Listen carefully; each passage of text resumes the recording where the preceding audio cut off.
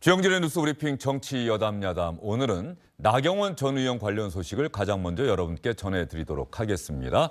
국민의힘 대표 경선에 출마하는 문제를 놓고 나경원 전 의원 계속해서 고민하고 있다. 어제는 이런 얘기까지 했었죠. 결심이 거의 섰다. 곧 여러분께 말씀드릴 수도 있을 것 같다. 다만 구체적으로 언제 이야기할 수 있을지는 아직 모르겠다. 그런데 저출산 고령화 사회위원회 부위원장직을 내놓은 것과 관련해서 해임됐죠. 대통령실에서는 해임을 했는데 윤석열 대통령의 결정이기 때문에 이해는 하지만 그 전달 과정에 왜 내가 그만두게 됐는지 전달 과정에 왜곡이 있었던 것 같다. 이렇게 주장하는 글을 SNS에 올렸었는데 어제 오후에 김대기 대통령 비서실장이 해임은 전적으로 윤석열 대통령의 진위다.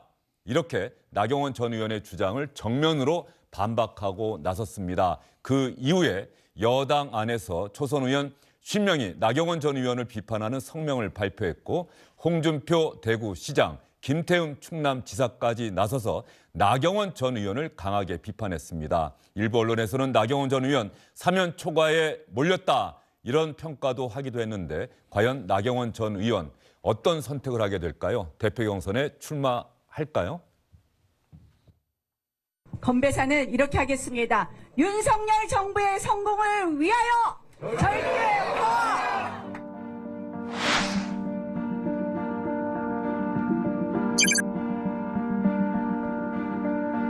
추가로 반윤 우두머리다 이런 지적도 있거든요. 의원님을 향해서. 반윤 우두머리요? 반윤 우두머리다 이런 거를. 저는 사실은 죽었다 깨도 반윤은 되지 않을 것 같습니다. 지금 이제 마음의 결심은 거의 서가고 있습니다. 나경원 전 의원이 자신이 해임된 건 대통령의 본뜻이 아니라고 했었는데 6시간 만에 김대기 대통령실 비서실장이 직접 반박했습니다. 나 전 의원 해임은 대통령의 정확한 진상 파악에 따른 결정이라며 대통령이 나 전 의원의 그간 처신을 어떻게 생각하는지 본인이 잘 알 것이라고 몰아세웠습니다. 초선 친윤 의원들은 더 이상 당과 대통령을 분열시키지 말라며 나 전 의원의 사과를 요구했습니다. 대통령과 당을 세워서 자신의 정치적 이득을 표현하는 사람, 당 지도부 될 자격 없습니다. 동의하십니까, 여러분? 동의하십니까? 우리 윤석열 정부의 성공을 위해서 많이 기도해 주십사 하는 또 부탁 말씀도 드리고 왔습니다.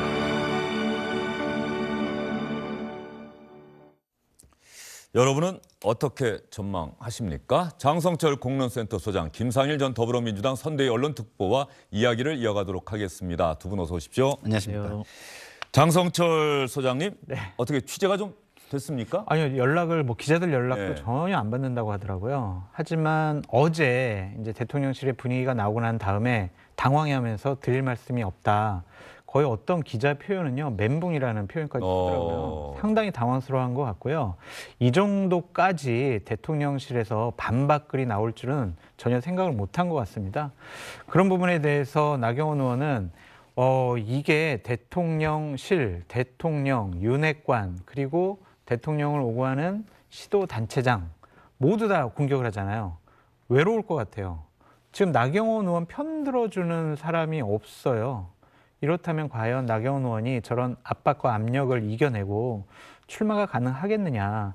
출마를 못할 가능성도 높다. 그렇게 전망해 봅니다.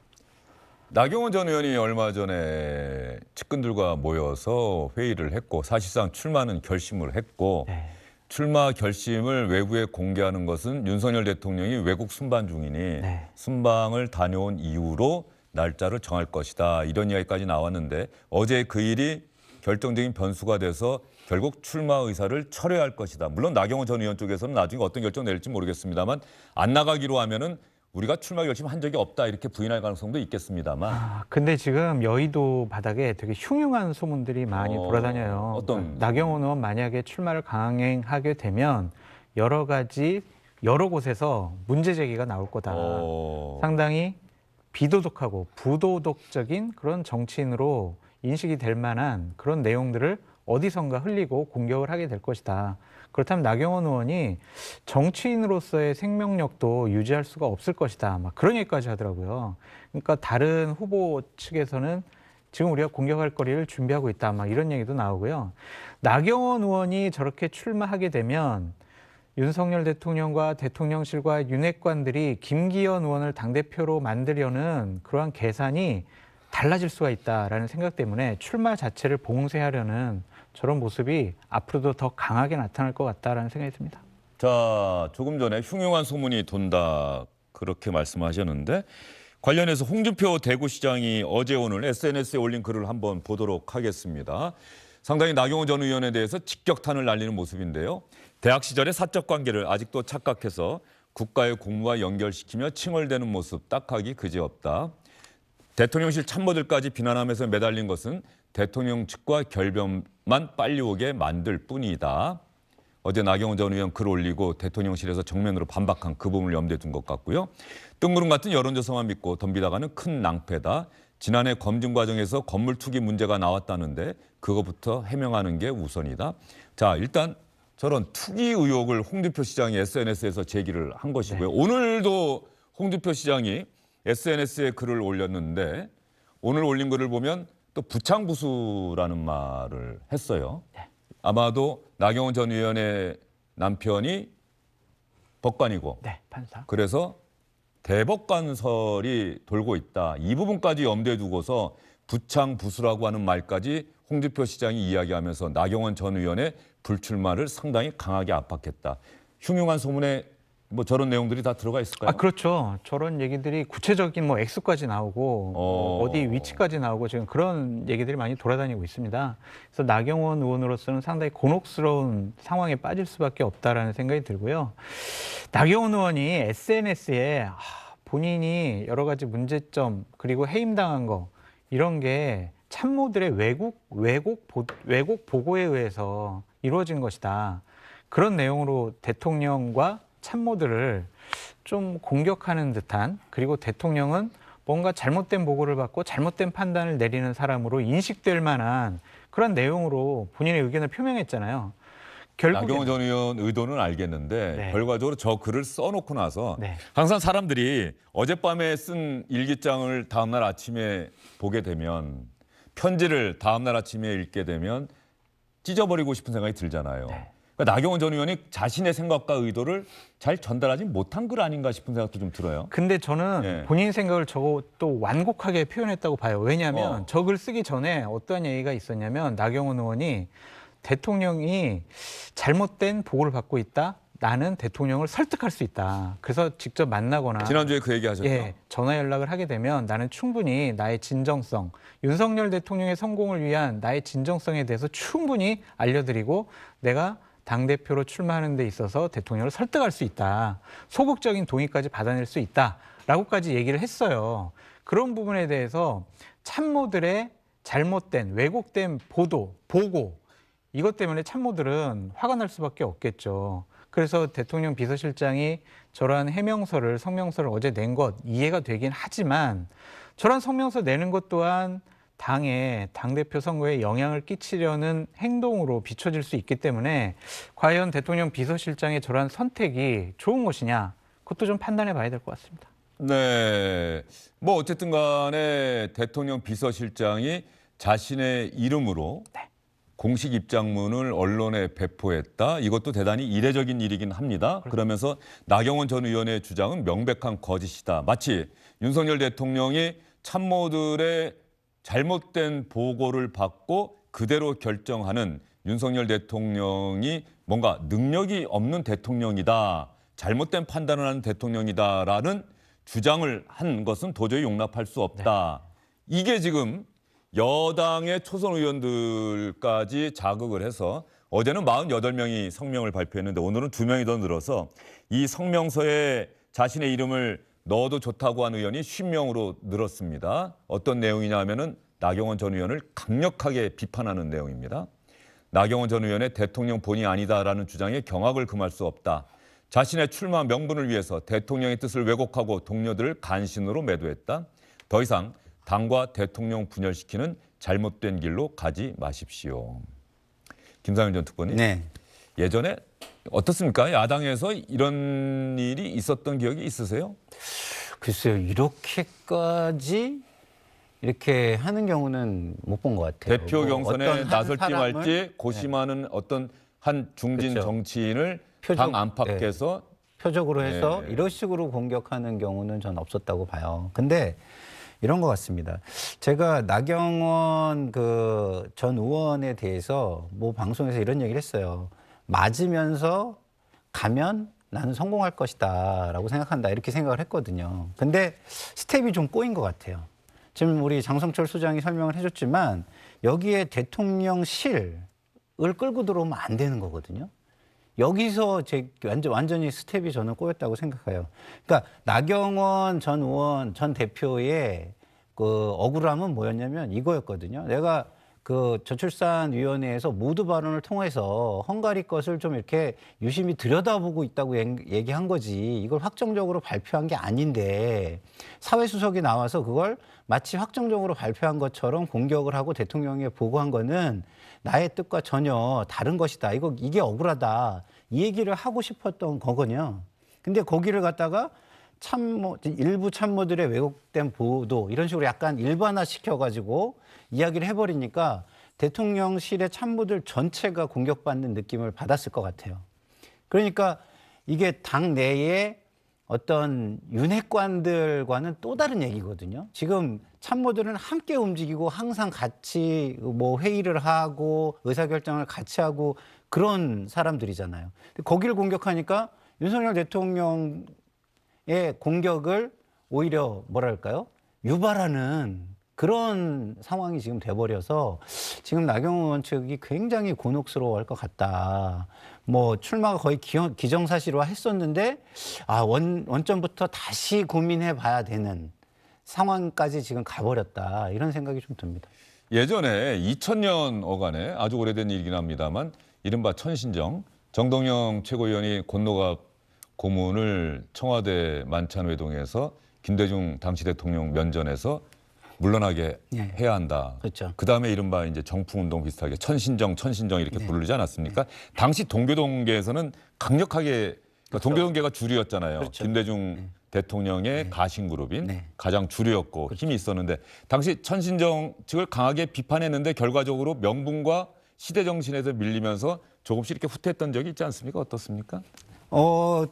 그때 이제 그 천신정은 밀린 게 아니고 예. 동교동계가 아니, 이제 동교동계가. 동교동계가 이제 예. 밀렸죠. 근데 그때는 처음에는 엄청나게 비판했잖아요. 그렇죠. 예. 그건 이제 뭐 거의 구상유치, 힘과 명분에서 예, 구상유치라고 힘과 그러죠. 명분에서 예. 명분이 이긴 케이스거든요. 근데 그러려면은 저는 이 약자라는 모습 내지는 힘이 좀 없는데도 저렇게 한다는 용기 있는 모습 이게 부각이 돼야 된다고 저는 생각하거든요. 근데 나경원 의원은 굉장히 옳은 말을 했지만 본인이 약자로서 용기를 냈다는 그 뭐랄까 이미지를 제대로 만들어내지 저는 못했다고 생각해요. 예. 지금 왜냐하면 처음에는 굉장히 잘했어요. 메시지도 잘 나왔고. 근데 혼자서 SNS에서 글을 쓰면서 거기에서 스텝이 저는 꼬인 것 같아요. 이것도 조금 나올 결심을 했으면 참모들하고 단어 하나하나를 좀 의논을 했으면 어땠을까. 왜냐하면 배제 정치를 하면 안 된다. 뺄셈의 정치를 하면 안 된다. 이런 얘기를 제가 볼 때는 중도층이나 합리적인 전략적인 지금 당원층에서는 그게 맞다라고 생각하는 사람들이 되게 많을 것 같거든요. 근데 여기에는 학습 효과가 있잖아요. 이준석 전 대표. 너무 강하게 대통령과 그러나 싸우는 모습은 보고 싶지 않다. 이런 학습 효과가 지금 있는 상황에서 대통령 참모들까지 여기에 참전을 시키는 굉장히 큰 실수를 지금 하게 된 거예요. 그러니까 그때의 상황과는 다른 거죠. 이게 외부가 약자로 보고 여기에 도와주려고 더해져 가지고 지원군으로 점점 참전을 해야 되는데 오히려 반군을 참전시킨 셈이 돼버려서 그때만 좀 다른 양상으로 흐르고 있는 것 같습니다. 예, 힘과 명분에서 명분을 갖고 뭔가 도모해야 하는 나경원 전 의원이 이 명분에서도 뭔가 힘을 얻지 못하는 그런 상황이 된 것 아니냐 그런 이렇게 상황이 말씀하셨는데 궁금해서 장 소장님 네. 나경원 전 의원의 전략이 이른바 김장연대 관련해서 네. 이 김기현 의원을 뭐 이른바 윤핵관 친윤계가 민다라고 하는 것은 뭐 명시적으로 아무도 얘기하지 않아도 이미 시청자분들께서도 다 느끼고 계시지 않겠습니까? 네. 여기서 장제원 의원을 약간 분리시키는 나경원 전 의원이 그런 이제 전략을 써왔던 것 아니냐라는 평가가 있던데 맞습니까? 그거는 맞죠. 그거는 포인트를 잘 잡았다라고 저는 나는 말씀드리고 친윤계다. 싶어요. 나는 반윤의 우두머리 이런 거 절대 아니다. 그렇죠. 누가 더 대통령을 성공시킬 수 있는 적임자냐. 그러한 경쟁 프레임으로 가는 것이 좋았다. 장제원 의원 같은 분은 대통령을 성공시키는 것이 아니라 자신의 권력과 기득권을 좀 강화하기 위해서 대통령을 이용하는 것이다. 호가우위하는 것이다. 이런 공격을 했잖아요. 그러한 포인트는 잘 잡은 것 같아요. 왜냐하면 이거 뭐 제가 주관적으로 말씀드리는 거지만 국민이나 당원이나 국회의원이나 당협위원장들 사이에서 장제원 의원의 호감도가 그렇게 썩 높진 않을 거예요.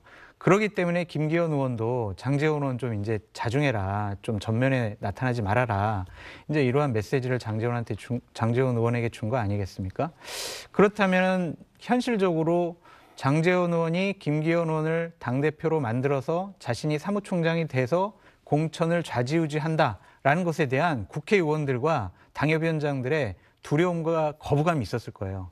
그것을 잘 이용했다고 보여지는데 대통령실을 참모들을 공격한 것은 큰 실수가 아니었느냐라는 생각이 듭니다. 예, 대통령실에서 사회수석이 나경원 전 의원의 전 부위원장의 발언이 나왔을 때 정면으로 윤석열 정부의 정책 기조와 맞지 않는 발언이다라고 브리핑한 것도 이례적이었고 대통령실 기자들이 사회수석 브리핑하는 거를 잘 못 봤다고 했었거든요. 그리고 어제 대통령 비서실장 명의의 입장문이 나온 것도 대단히 이례적이고 그러면 분명한 것은 윤석열 대통령이 나경원 전 의원에 대해서는 강한 비판적인 인식을 하고 있다라고 하는 것은 누구나도 알 수 있는 그렇죠?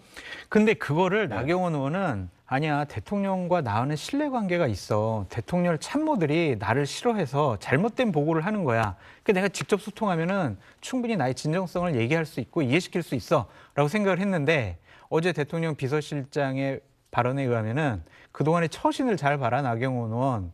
대통령이 생각이 그렇다. 이렇게 얘기한 거 보면은요. 대통령의 생각과 참모들의 생각이 동질화되어 있다. 그렇게 봐야죠. 예. 근데 제가 나경원 의원이 좀 스텝이 꼬이고 약간 실수를 한 것 같다라는 말씀은 드렸지만 그렇다고 해서 이 정도까지 반응이 나오는 게 또 옳은 것이냐. 그건 좀 한번 따져보고 싶어요. 어디 반응이요? 아니 대통령 비서실장도 그렇고 어쨌든 이게 정치권에서 이루어지는 일인데 저렇게까지 처신을 봐라 이렇게까지 얘기하는 거는 좀 너무 강도가 강한 거 아닌가 이런 생각이 들고요. 그리고 홍준표 의원이 뭐 땅 문제니 뭐 부부간의 문제니 이런 얘기를 하는 것도 저는 좀 너무한 것 같다. 한 사람을 사실 저 문제를 대통령실에서는 전혀 얘기하지 않았던 부분을 네. 홍준표 시장이 SNS에서 불쑥 또 제기한 그렇죠. 거예요. 그리고 검증 과정에서 나온 거잖아요. 그럼 대통령실의 검증 과정은 원래 비밀로 하게 돼 있거든요. 근데 그게 지금 다 까지고 있다는 얘기거든요, 이게. 그럼 이게 행정부의 모습으로서 바른 모습으로 보이겠습니까? 저는 홍준표 지금 대구시장이 정말 이 정부에도 별로 좋지 않은 모습을 보여주고 있는 것이다. 뭐 대통령실에서 검증한 자료가 나중에 나에게 공격으로 돌아올 수 있다. 이런 거를 여실하게 지금 보여주는 거 아니겠습니까? 저런 거는. 저런 게 과연 옳은 건지 저는 좀 잘 모르겠어요. 그리고 나경원 대표가 계속해서 선의의 경쟁을 하자. 그리고 대통령을 성공시키려면 내가 이런 일을 할 수 있다. 이것만 좀 강조해서 갔으면 저는 어땠을까. 이런 또 아쉬움도 또 들고요. 자, 홍준표 시장만 또 여당의 초선 의원 10명만 나경원 전 의원 비판한 게 아니고요. 김태훈 충남지사도 또 자신의 SNS에 글을 올려서 나경원 전 의원을 장돌뱅이에 비유하면서 강하게 비판을 했습니다. 장만 서면 얼굴을 내미는 장돌뱅이냐. 장관급 부위원장직 맡은 지 두세 달 만에 대통령과 각세우며 당대표 출마하는 것 정상으로 보이지 않는다. 가볍게 행동하지 마시고 자중하시라. 친이, 친박, 비박으로 망했던 과거 잊었나. 과거 전철 밟지 맙시다. 김기현 의원은 아마 아시타비 나는 옳고 다른 사람들은 그르다. 이런 착각에 또 빠지지 말라고 또 이야기를 했었는데 여기서 또 하나 궁금해지는 게 최근에 당대표와 마찬가지인 비상대책위원장이 이런 얘기를 하는 것은 특정 주자를 제외시키려는 것 아니냐는 기자들의 비판적인 질문도 있었지요. 대통령을 깎아내리는 것으로 자신의 정치적 이득을 얻으려고 하는 사람은 당 차원에서 제재하겠다. 대통령을 공격하면 당과 선관위가 제재하겠다. 그랬더니 기자들이 그런 질문을 했었죠. 비판과 공격을 어떻게 구분을 할 수가 있느냐. 정말로 그렇게 하겠다는 것이냐. 이런 얘기를 했었는데 그 이야기 다시 한번 들어보도록 하겠습니다. 당의 분란과 갈등을 자양분 삼아 자신의 정치적 입지를 세우려고 하는 사람, 당 지도부 될 자격 없습니다. 대통령과 각을 세워서 자신의 정치적 이득을 키우려는 사람, 당 지도부 될 자격 없습니다. 동의하십니까, 여러분? 동의하십니까? 저건 우리 내부에 있어요. 저건 우리의 분열입니다. 자, 정진석 비대위원장이 혹시 나경원 전 의원의 어제 SNS 글 이거 대통령을 공격하는 것으로 자신의 정치적 이득을 얻으려 한 행위다. 제재를 추진할 가능성은 어떻게 보세요? 그러니까 저 발언, 정진석 비대위원장의 발언은 나경원 의원의 저 SNS 게재하기 전에 얘기한 거예요. 그렇죠. 그래서 저희 같은 평론가들은 유승민 전 의원을 겨냥한 것이로구나라고 생각을 한 건데 일단은 나경원 의원도 대통령과 참모들을 공격한 것으로 됐기 때문에 일단은 정진석 비대위원장의 저런 말이 나경원 의원에게도 해당이 될 것 같다라는 좀 생각이 드는데요. 일단은 정진석 비대위원장도 심판자로서 좀 원론적인 얘기만 하는 것이 맞지 저렇게 특정 후보들을 배제하는 듯한 공격하는 듯한 그들에게 거부감을 느끼는 듯한 그런 이미지를 주는 것은 좀 그렇게 썩 적절해 보이지 않는다라고 말씀드립니다. 예. 정진석 비대위원장이 어제 KBS에 출연을 해서 나경원 전 의원을 향한 여권 내 친윤계의 공격과 관련해서 최근에 저출산 고령사회위원회 부위원장 기후환경 대사라는 공직을 놓고 나경원 전 의원이 보여준 일련의 언행에 대해서 매우 부적절한 지점을 지적하는 것이다. 대통령을 자신의 정치적 이득을 위해서 악용하는 경우 제재하겠다는 이야기를 다시 한번 또 했단 말이죠. 실제로 이런 일이 일어날지 이것도 사실은 그동안 보지 못했던 일인데. 제재를 어떻게 하겠습니까? 그러면은 대통령을 공격했으니까 윤리위에 회부를 해가지고 또 당원권 정지해가지고 출마 자체를 봉쇄하려고 하는 걸까요? 국민의힘 민주정당이잖아요. 그리고 자율성을 갖춘 정당이어야 하잖아요. 국회의원들은 국민의 마음을 대변해야 되잖아요. 그런 모습이 아니라 지금 대통령과 대통령실의 의견, 지시, 생각, 판단을 강요하는 듯한 모습을 보이고 있는 것처럼 보이는 것은 썩 바람직스럽지 않다라고 말씀드릴 수밖에 없습니다. 그러니까 이러한 부분들에 대해서 본인들이 자, 우리가 대통령과 호흡이 가장 잘 맞는 당대표를 만들어서 총선 갈등 없게 우리가 공천할 거야. 그런 의도라면요. 다 공정하게 출마해서 경쟁시키고 자신들이 그 선거운동 과정 중에서 그 사람을 밀어주면 돼요. 그 사람 되도록 뭐 당원들도 설득을 하고 여러 가지 행동을 하면 되잖아요. 근데 그런 거 없이 출마 자체를 봉쇄하는 듯한 저런 모습은 옳지 않아 보여요. 네. 안철수 의원이 어제 SBS 주영진의 뉴스브리핑에 나왔어요. 아까 나경원 전 의원 도와주는 사람 없다고 그랬죠? 네. 안철수 의원은 좀 도와주는 것 같은. 윤상현 의원도 뺄셈 정치하면 안 된다. 네, 윤상현 의원도 수도권, 네. 이른바 수도권 연대론을 이야기하는 주자들이 그런 얘기를 하는 건데 안철수 의원이 오늘 초선 의원들이 나경원 전 의원 비판한 성명 냈다 그랬더니 오늘도 기자들에게 이렇게 이야기를 했어요. 안타깝습니다. 왜냐하면 전당대회라는 게 축제의 장이 돼야 하는데 끝난 다음에 합쳐서 컨벤션 효과를 내야 하는 건데 분열이 되면 안 되거든요. 그런 것들이 이제는 없었으면 좋겠습니다. 오히려 정책과 비전 대결로 갔으면 좋겠다는 게 제 생각입니다.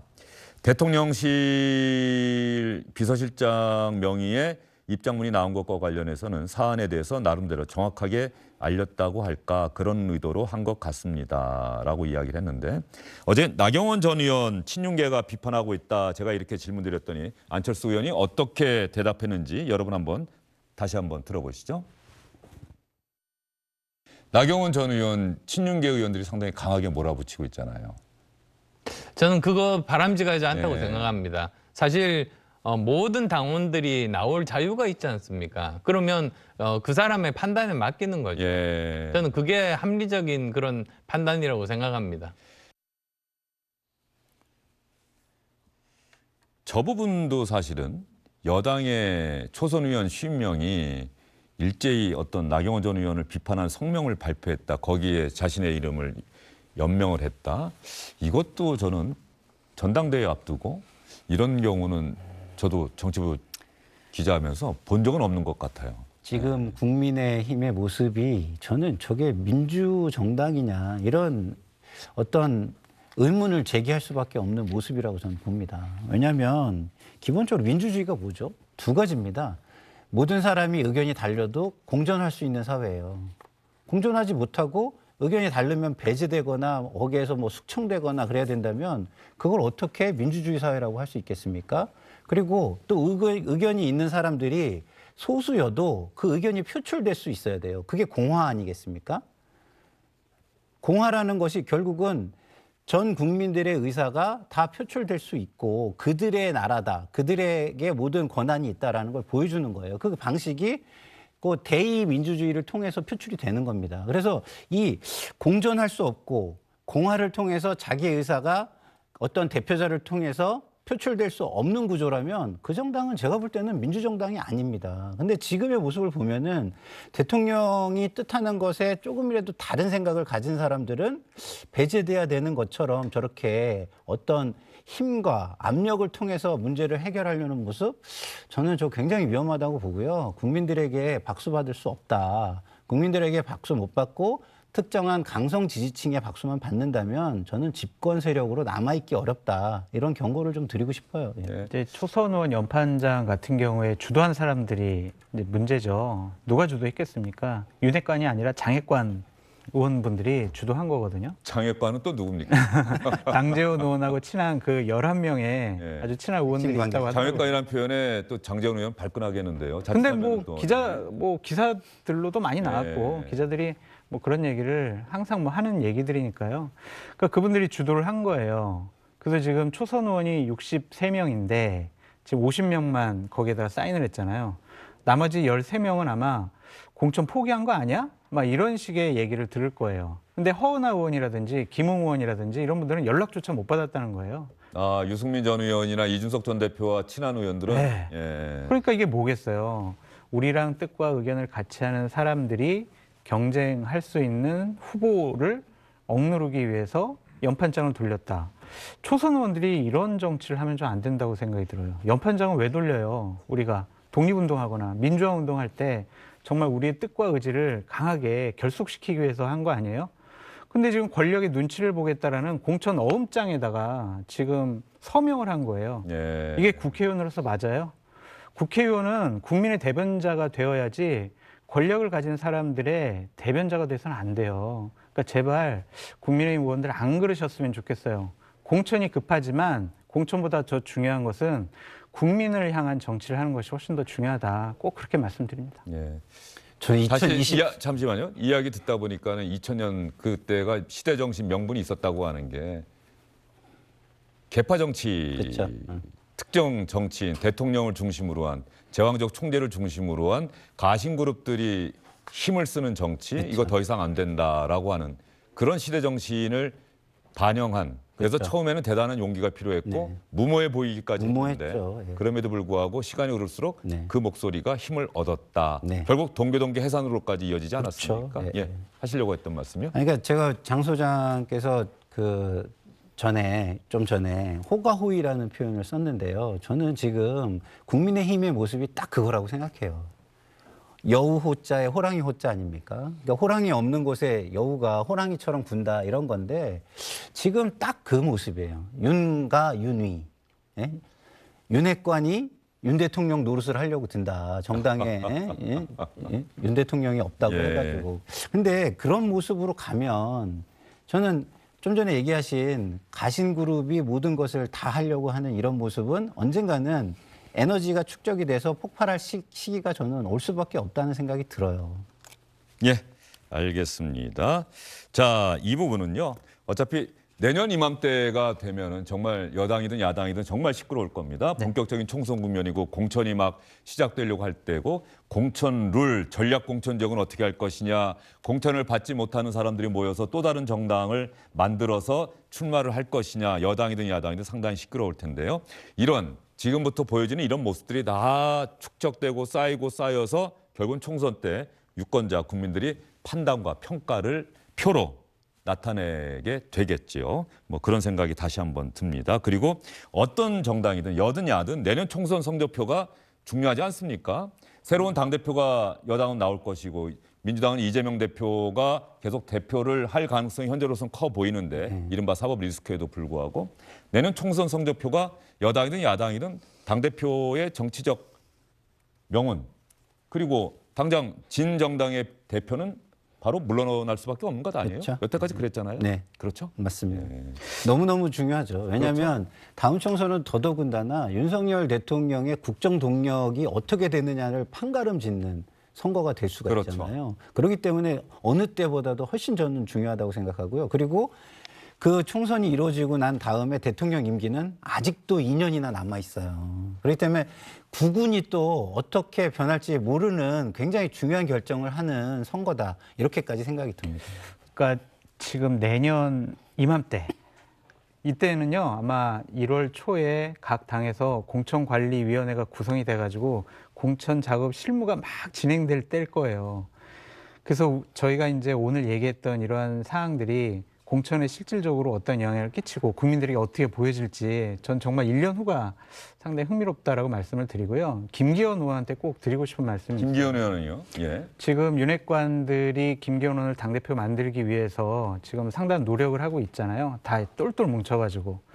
김기현 의원은 이런 식으로 얘기를 했어요. 나경원 의원을 비판을 하면서 대통령에 대한 예의가 아니다. 이런 식의 얘기를 했거든요.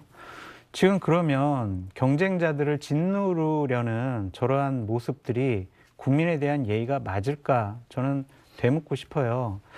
당대표는요, 물론 당원들이 뽑긴 하지만 당대표가 되고 나선 끊임없이 민심을 얻는 작업을 해야 되는 최우선의 사령관이거든요. 근데 대통령에게 충성하는 모습만 갖고 대통령의 지시만 따르는 그런 모습 갖고 대통령실과 혼연일체되는 한 몸이 되는 모습만 갖고 국민의 민심 중도층으로 무당층으로 외연 확장하기 쉽지가 않아요. 그러니까 지금 말씀을 상당히 좀 조심스럽게 접근을 했으면 좋겠다. 아무리 선거가 급하지만 저런 말들이 계속 쌓이거든요. 그렇다면 과연 당원들도 김기현 의원 당대표 깜이야? 이런 생각을 할 수가 있어요. 그러니까 정치 혁신은 어떻게 하겠다? 국민을 어떻게 개혁하겠다? 이러한 보다 더 큰 화두를 던지시라 그렇게 말씀드립니다. 예, 알겠습니다. 지금 여당의 새로운 주류, 이른바 친윤계 아마도 윤석열 대통령을 향해서는 우리가 정말 똘똘 뭉쳐서 지켜야 한다는 의식이 상당히 확고한 것 같아요. 어떠한 일이 있어도 적어도 내년 총선 때까지는 윤석열 대통령을 우리가 지키고 윤석열 정부의 성공을 위해서 민주당이 절대 다수 의석인데 총선에서 우리가 일당이 돼야 비로소 진정한 정권 교체가 되는 것이다. 그러기 위해서는 우리가 중심이 돼서 가야 한다. 뭐 이런 움직임 속에 이런 판단 속에 지금 이러한 일련의 움직임들이 있는 것 같은데 김기현 의원이 이야기하셨으니까 최근에 여론조사를 보면은요. 여론조사 이야기를 여러분께 전해드릴 텐데요. 사전에 다시 한번 말씀드립니다. 중앙선거여론조사심의위원회 홈페이지 꼭 참조하시고요. 의뢰한 언론기관 또 여론조사를 실시한 여론조사 기관의 홈페이지 참조하시면 정확한 내용을 아실 수가 있습니다. 뉴시스 여론조사인가요? 이걸 여러분께 보여드리는 이유는 김기현 의원이 지금 맨 오른쪽에 가장 최근에 나온 여론조사에서 제일 높게 나왔어요. 35.5. 35.5가 나왔네요. 국민의힘 지지층을 대상으로 한 겁니다. 왜냐하면 국민의힘의 전당대회에서 당대표는 당원 100% 투표로 뽑기로 했기 때문에 이제 전체 여론조사, 중도층, 민주당 지지자까지 포함한 여론조사는 정확하지 않을 수 있다. 이런 것 때문에 국민의힘 지지층 대상으로 한 여론조사 결과가 발표가 되는데 그다음에 나경원 전 의원 21.6, 안철수 의원 19.9, 유승민 전 의원이 7.4. 그런데요. 이게 최근에 나온 건데 한 달 전을 가보면요. 한 달 전 12월 둘째 주를 보면 맨 왼쪽이요. 김기현 의원이 9.8로 지금 4명의 정치인 가운데 가장 낮았습니다. 그런데 불과 한 달 만에 저렇게 저런 여론조사도 사실 대단히 이례적인 결과예요. 한 달 만에 저렇게 급상승한다. 자, 다른 곳 볼까요? RN서치. 흐름은 되게 비슷합니다. 그렇죠? 김기현 의원 최근 조사에서는 35, 나경원 전 의원 23.3, 안철수 의원 18, 유승민 전 의원 8. 그런데 역시 마찬가지로 한 달 전, 3주 전 정도로 돌아가면 당시 김기현 의원이 여기 나경원 의원이 아니죠. 예, 이게 11월 셋째 주 2달 정도 전으로 가야겠네요. 2달 정도 전으로. 그러면 김기현 의원이 지금은 35였는데 2달 전에는 9.8로 가장 안 나왔습니다. 낮게 나왔는데 그때 2달 전에는 나경원 전 의원이 24.8로 가장 높게 나왔는데 약간 상승했다가 하락하고 있고 안철수 의원 약간 하락했다가 약간 상승하고 유승민 전 의원은 꾸준히 하락하는 모양새를 보이고 있습니다. 이 김기현 의원의 이 상승세는 결과적으로 국민의힘 지지층에서는 윤석열 대통령과 가까운 관계에 있는 이른바 친윤계가 똘똘 뭉쳐서 김기현 의원을 대표로 만들려고 하는구나라고 하는 그런 언론 보도가 계속되면서 국민의힘 지지층의 어떤 마음에 영향을 미친 결과다 이렇게 볼 수가 있겠죠? 정확한 분석이에요. 근데 저 여론조사를 보면은 김기현 의원에게 큰 숙제가 떨어진 것이다라고 볼 수밖에 없어요. 지지율이 내가 한 달 전보다 대략 20% 이상 상승을 했네. 내가 1등이네. 이거에 좋아할 게 아니라요. 지난 한 달 동안 대통령과 대통령실과 윤핵관 그리고 저런 김기현 의원을 좋아하는 의원들이 똘똘 뭉쳐가지고 자 김기현 의원을 당대표로 만듭시다라고 지금 여러 가지 행동들을 하고 있는데도 불구하고 35% 정도에 머물러 있다. 이것은 65% 정도가 아직도 김기현 의원을 반대하고 있다. 아니면은 윤핵관들의 그러한 명분과 주장에 대해서 선뜻 동의를 하지 못하고 있다. 이것을 어떻게 이끌어낼 것이냐. 전 이게 더 중요하다고 보여지거든요. 만약 다음 주에도 계속 35% 내외에 머물러 있다면 이거는 김기현 의원으로서는 상당히 위기감을 느껴야 될 거다. 40% 넘고 50% 가까울 때까지 가야지 내가 결선에 안 가도 이길 수 있겠구나라고 생각을 하지 저 수준에 머물러 있으면요. 김기현 의원 당대표 되는 그러한 전략을 대폭 수정해야 될 겁니다. 예. 그리고 말이죠. 지금 저렇게 4명의 이름 아마도 여론조사에서 많이 나온 사람들 중심으로 보도가 되다 보니까 저렇게 나오는데 지금 유승민 전 의원도 아직 출마 여부 결심 안 했죠? 네. 나경원 전 의원도 출마 여부 결심 안 했죠? 네. 그러면 김기현, 안철수 두 정치는 나온다. 여기에 출마 선언한 윤상현, 조경태. 그렇죠? 네. 그리고 원외에 황교안, 강신업. 네.